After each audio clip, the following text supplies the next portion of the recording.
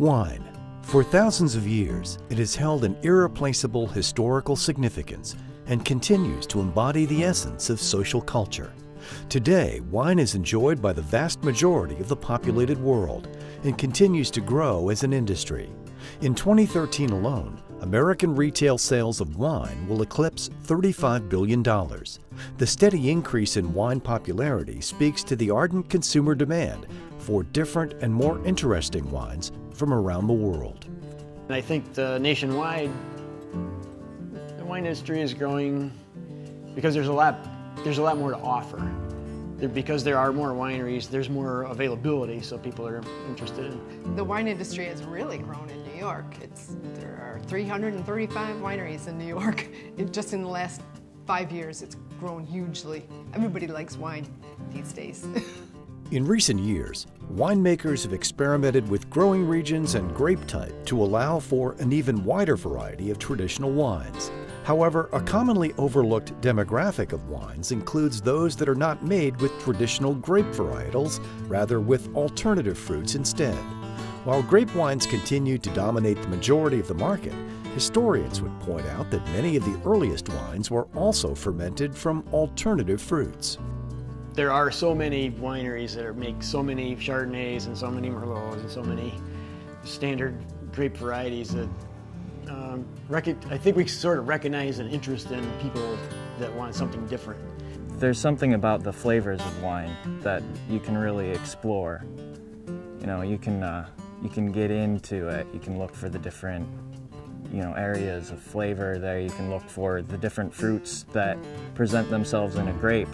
The thing with the wines here is they're not made out of grapes, so you've got a far greater range of flavors to play around with, to explore, to drink. It's just really unique.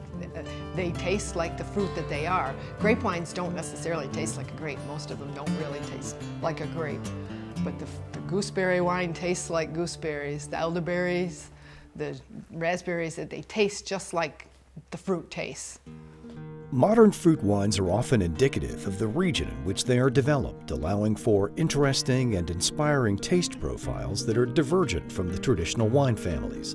These wines can offer a great deal even to the most highly trained sommelier. We had started a U-pick fruit orchard, fruit patch, whatever you want to call it, and didn't really produce a lot of income for us, so it was, well, we better try something else. So we decided to try, let's harvest the fruit instead of letting it go to waste. Let's take the fruit and start making beverages out of it. So we were already home brewers. Yeah, so we started mixing, we mixed everything together and fermented it, and it was well received. All the neighbors, they came around, they were like, this is good, can I have some for home? And next thing you know, it's growing. Located in the central leather-stocking region of New York, Black Bear Winery exhibits the very pinnacle of fruit wine excellence. By utilizing the local harvest, owners Mark and Sandy Stacy have developed a range of fruit wines that have been celebrated regionally and can please even the staunchest of wine traditionalists. In addition, Black Bear Winery produces a selection of ciders that are popular with both wine and beer drinkers. Really, it's kind of difficult to make fruit wines. They're a lot different than making grape wine. And this winery, some grape wineries play around with fruit wines a little bit, and they make, they make a couple of summer coolers and things like that. But this winery is kind of unique because of the size, the different varieties they have. They have anything from dry to sweet. Most people think of fruit wines as sweet, but this winery has some dry wines that I would say that as far as excellence, they compare to some of the varietals. Yes, there's so many more varieties than just the dry wines to the sweeter wines. There's also meads and ciders. One of my favorites is to take the dry cranberry wine and put it on top of the raspberry jewel, which is one of the ciders here. It looks nice and it tastes even better. By utilizing an ancient process coupled with new sustainable techniques, Black Bear wines not only retain the flavor profiles of their respective fruits, but also many of their antioxidant and other health qualities. The thing that really stood out the most was the fact that they were all made with fruits. I was shocked, and I tried the black mead, and I absolutely fell in love with it. Now, most of the fruits we've used here, aside from the apples, I've never had.